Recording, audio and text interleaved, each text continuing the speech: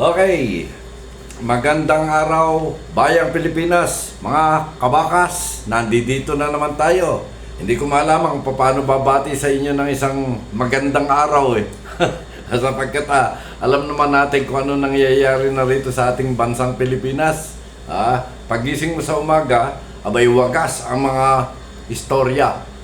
Istoryang hindi mo maunawaan, parang napakamahiwaga parang mabubuo lamang sa isang guni-guni. Yan po ang mga istorya. Matagal din tayong hindi nagkasama, nagkaniig, mga kabakas, dito sa ating programa. Sapagkat tayo po ay ayaw nating mapagbintangan, meron tayong kinikilingan, meron tayong kampo na tayo nangangamuhan. Ayaw po natin pag-usapan ng ganyan kaya minabuti ko na masikabo ang kanila pong linya, yung ating mga kabaro dito sa pagpapahayag sa ating bansa. Bueno, mga kababayan natin, alam naman natin na ngayon ay napakainit ng usapin hinggil po sa flood control projects o program ng gobyerno. At yung flood control projects na yan, namunini ang napakarami pong guni-guni. Sabi nga doon sa speech ng ating Pangulo nung pong SONA, nagulat siya At nalaman niyang napakaraming proyekto ang nabuo lamang sa guni-guni. Maraming pondo ang nailatag para sa mga proyekto ng flood control projects. Naging guni-guni nga raw po Ibig sabihin, naging ghost projects. At itong ghost projects na ito, mainit na tinatalakay po doon sa Bahay Senado at Bahay Kongreso, doon po sa House of the Representatives.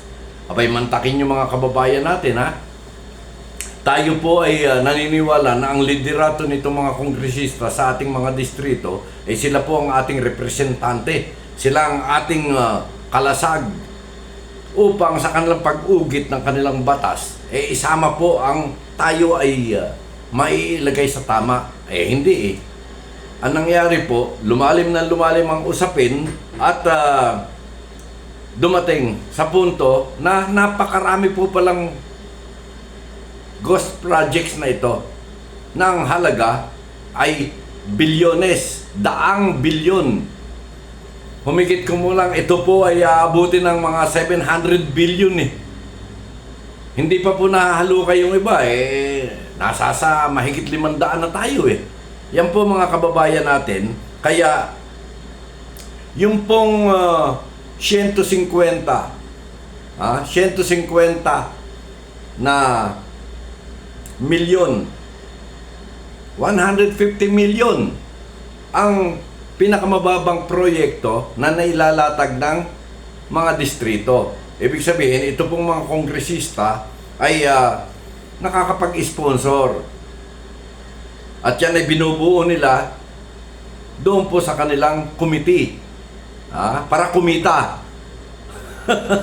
Hindi ba? Yung committee nila, ang intensyon ay para kumita. Isipin mo, 317 na kongresista yan.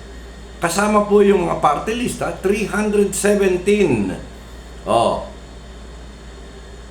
Na ito pong mga 317 na ito ay humigit kumulang. Kung may 150 million ang bawat isa sa kanila, 47.5 billion.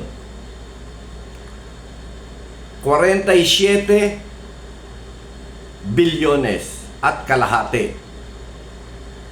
47 bilyon at kalahati ang kanila pong napaglalaruan. Bakit kanyo? Iisipin mo, at least sa bawat distrito po ng mga kongresista, yan ang latag para magkaroon ng isang congressional districts. 250,000 voters, more or less. Pwede namang mas mababa, pero pwedeng tumaas. Pagka sumobra na yan, malapit na sa kalahating milyon, mag-iimbento ng karagdagang distrito yan. Ganun po yan eh. Dagdag congressman na naman. Habang dumadami ang populasyon, dumarami ang tao, eh yan po ay talagang maliwanag. Ha? Maliwanag na malaking obligasyon para sa mga constituencies. Bakit kanyo?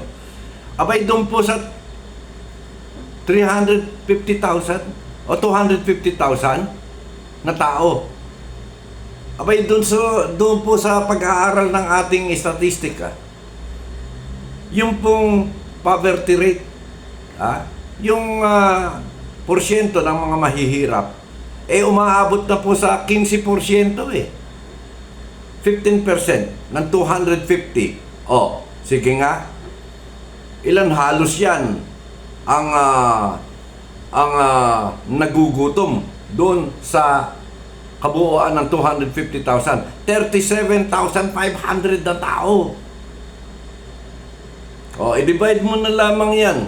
Sa bawat pamilya ay 4. O, di ba? Ganun po ang nagugutom. Ngayon, doon sa nagugutom na yan, 20% ang nanghihingi. Ilagay mo na lamang 20%. Huwag na natin sabihin 50% kasi, abay, talagang mahihibasan ng kongresista dyan eh. 20%, 7,500 na tao. Yung pong mga ngalabit penge. Yung pong naghihintay ng ayuda. Pagkatapos yung ayuda na yan, nababawasan pa. Dahil yung pong mga taga-barangay, inuuna yung kanilang sikmura. Hindi po yan marites May mga lumabas na talagang balitang ganyan. Yung manghihingi sa congressman, 7,500. Wag na pong araw-araw yun. Ilagay na lamang natin na doon pong 7,500 eh. 7,500. Bay, mantakin mo. Kung hihingi yan ng tigli 500 piso. Tigli 500 piso na lamang po. Ang bawat tao. Buwan-buwan. Milyones po eh. 3,750,000 ang lalabas sa bulsita ng bawat congressman. Doon po sa mga ngalabit penge. Pambili ng maintenance, pambili ng gamot. Merong uuwi sa probinsya, lalo na pagka-piyestang patay. Merong mamamasko pagdating ng Kapaskuhan. Basta yan po ay napakaliwanag na 3 milyon. 3,750,000 pinakamaliit na gastos na nahihingi ng tao, nadidilehin siya. May kasalanan din itong bansa natin, itong ating mga kababayan, sapagkat nahirate sa panghihingi sa mga politiko. Hindi ko po kinakampihan ng mga politiko kaya nga po nagnakaw eh. Ayan nga't atin na pong ipinagdidiinan na yung ginagawa ng mga ghost projects, yan po ay nakaw sa kaba ng bayan natin. Ngayon, paano hindi nga magnanakaw? Gustong-gustong manilbihan, ibig bida eh. Ibig maging congressman. Bago po dumating yung eleksyon, 3 taon, di ba? Di 36 months. Doon sa 36 months na yan, alam niyo po ba kung magkano na ipamigay na? 137 million ang naipamigay na. Hindi pa nangangampanya yon, pero part ng kampanya yan. Pagka ikaw ay namimigay, bibigyan mo ba naman yung, alam mong, taga-ibang distrito? Hindi. Kung talagang ang puso may para sa pagtulong, natural, bibigyan mo kahit sino, kahit yung bulag na taga, halimbawa sa kabilang bayan, bibigyan mo yon. Pero, ang pangunahing agenda yan dagdag boto. Makopo mo ang boto. Kaya, doon sa 30 million na lang sa loob ng 3 taon. Di yung kikitain niyang yung kanyang nakaparting proyektong halagang 150 million. 150 million. Yun para sa isang taon lang na isusuporta niya. Kaya kailangan ghost projects. Sapagkat kung 30 to 40% lamang ang kaparte niya, yung pong 150 million na yan, kung porsyento lamang ang kukunin niya, sapat lamang doon sa 3 taong ipinanghingi ng tao sa kanya. Yung pinanghingian pala sa BAD. Di ba? Aba yun nga po ang sinasabi ng ating mga kababayan dito, lalo na sa Metro Manila. Sino po ba ang karamihang nagigipit pag darating dito? Yung pong mga dumarayo rito, nagbabaka sakaling magkatrabaho, mag-a-apply ng trabaho, mag-aambisyon na makapag-abroad. Puro ang destinasyon niyan Metro Manila po Kaya dito sa Metro Manila, lalo na, napakahirap po para gumawa ka ng ghost projects dito. Bakit? Sa Metro Manila halos doon lamang sa dulo na nga, Las Piñas na nga, hindi na nga halos Metro Manila, di ho ba? Nandun ang mga ghost projects, yung mga, hindi ghost projects pala, medyo inilihis yung proyekto. Di ba? Pero malay natin baka may lumutang ding mga ghost projects dyan. Pero ang napakaraming ghost projects ngayon, yung pong Mindoro, Bulacan, at dyan sa Northern Luzon, maraming mga ghost projects. Kaya tayo po ay nababahala. Bakit kanyo? Sapagkat kapag ang mga proyektong yan, hindi po yung ninakaw Yung ninakaw, pananagutan nila yan, makakukulong sila dyan. Kung talagang may political will ang ating pong Pangulo at meron siya mga katuwang upang ipatupad ang batas sa mga balasubas. Ganun po yan. Wala tayong binabanggit dito kung sinong congressman o senador. Basta dyan sa Congress, siyempre, alam nyo kung sino leader dyan, di ba? Yung pinsan ng ating Pangulo. Ang sabi niya doon sa speech niya, kahit sino ka pa, mananagot ka. Kung wala kayong kahihiyan sa paggawa ng mga proyektong guni-guni, yan po ang napakasakit. Napakasakit tanggapin, lalo na ng mga taxpayer. Biro, nagbabayad ka ng buwis, lalo na po yung mga OFWs natin, nagpapadala po ng kanilang remittances dito. Pagkatapos malalaman, yung ipinundar nilang pinaghirapan nila sa ibang bansa nakalubog sa baha. Ang mga anak nila nagkakasakit, pamilya nila nagkakasakit, nawawaldas at napipinsala yung mga unti-unti nilang itinataguyod na kabuhayan. Yan, mga OFWs natin, sila po ang mga buhay na bayani. Bakit hindi tatawagin buhay na bayani? Nagsasakripisyong lumayo sa kanilang pamilya. Napakasarap po yung kalong-kalong mo yung anak mo At sa paglaki ng anak mo talagang nasusubaybayan mo hanggang sa pagbaba ng hagdan mo. Papalayo ang anak mo tinatanaw mo. Pinapangarap mong madulutan ang iyong anak ng magandang kinabukasan. Pagkatapos malayo ka, nandoon ka sa liblib na lugar o sa isang disyerto o sa isang tahanan na puro ang amo mo walang hiya, nananakit pa. Yung iba nang gagahasa pa di ba? Pagkatapos yung ipinundar mo lalamunin lamang ng baha dahil sa kapabayaan itong ating mga taga Department of Public Works and Highways. Gagawi po tayo dyan sa Department of Public Works and Highways. Kaya pag-usapan muna natin itong mga politiko. Sapagkat yung DPWH, hindi naman po nangangako sa tao yan Ang nangangako itong mga politiko. Pag-iibayuhin nila ang serbisyo, pagagandahin nila ang takbo ng gobyerno, pagagandahin ang ekonomiya,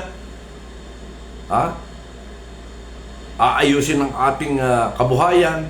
Pero sa totoo lamang, ang trabaho po ng mga kongresista, umugit ng batas.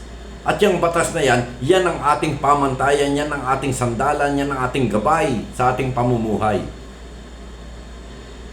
yung mga sinasabing rule of law, konstitusyon. Yung pong pinagbabasihan ng Korte Suprema, ng Court of Appeals. Abay, dyan po lahat nakasalalay yan eh. Mantakin mong pinag-awayan nga yung word na forthwith. Di ba? Na kung sa Tagalog ay agad-agad daw. Agad-agad. Antemano. Enseguida. Pagka sa mga Ilonggo yun, enseguida. Dasigabla. Para kamong ginapabudlayan mo gidyaya mga kasimanwa mo na kita nyo, marunong tayo magbisaya, marunong tayo mag-Ilonggo. Ay yung mga taga-riyan sa Cavite, siga-siga ngayon ang dalawa. Yung magkapatid. Ay sa bagay, yung isa na may DILG, yung isa naman na Department of Justice. Abay, kayo naman lilingap din paminsan-minsan doon sa ating mga kababayan sa Cavite. Karami na rin ngiwi na para mga ultok. Ganyan po yan. Kaya nga po mga kababayan natin, ito ay ating usapan. Usapan natin. Wala po tayo ritong minamasama. Wala tayong nagsasabi tayo rito ng pantay, patas. Sino po ang masama rito? Masama na rin itong mga botante. Hindi na pinipili kung sinong iboboto. Basta kung sinong may mga masasayang bandwagon dyan, nagmamarcha, na may pakimkim, sasama. Sasama. Pagka merong aktibidades, lalo na pagka panahon na ng eleksyon sa mga rallies, talaga kung makasigaw akala mo'y Panginoon na lumikha ng langit at lupa ang kaharap nila na ang kinabukasan nila nakasalalay doon sa ibabaw ng entablado. Hindi natin sinasabi yung iba dyan kuwan nga ng simbahan di ba? Sila pa nga ang kinikilala sa kanilang simbahan Hindi natin papangalanan yan. Pero mantakin mo kung ikaw ay involved dyan. Hindi ba? Na ang pinapanginoon yung pong pera na money is Lord. Huwag naman. Kaya ang sa atin palalay gamot sa taong nakalilimot. Baka nakakalimutan natin ang sinumpaan natin sa harap ng ating mga kababayan. Ang sinumpaan nating panunungkulan na ating haharapin. Kayong mga kongresista, kung wala naman kayong alam sa batas, hindi kayo makapag-uugit ng batas at mangungupit lamang kayo dyan, sana naman pakiusap, huwag na kayong tumakbo. Pabayaan natin yung may kaalaman. Pabayaan natin ang mga taong makapagbibigay talaga ng totoong serbisyo. Di ba? Okay, mga kabakas, ito yan. Para magpatuloy tayo. Magpapatuloy pa tayo ng magandang kwento. Mag-subscribe naman kayo. Subscribe kayo pagkatapos i-like nyo. Yan. Hindi pa po tayo katulad ng iba nagmo-monetize na agad. Hindi. Tayo magpapaugat. Magpapahinog tayo. At sa sasama natin, syempre napakahirap ho naman yung magsalita. Marami pa nga nagsasabi niyo, ba't ho ba kayo nakasunglass? Naduduling ho ako sa ilaw. Baka naman paduling-duling ako sa harap nyo. Sabihin nyo, yan ba kay magsasabi ng totoo? Meron bang duling na gumawa ng magaling? Basta duling, hindi gagawa ng magaling. Doon po sa may mga diferensya mata, yan po ay diferensya lang ng mata. Yung utak po natin, puso, hindi po ganyan. Kasabihan lang po yan, tinutokso po tayo. Ako'y talaga inaamin ko sa inyo pagka hinubad ko ito sa laming ko. Talaga magpapaduling-duling tayo rito Anyway, mga kababayan natin, magsama ulit tayo sa susunod na kabanata ng ating kwentuhan.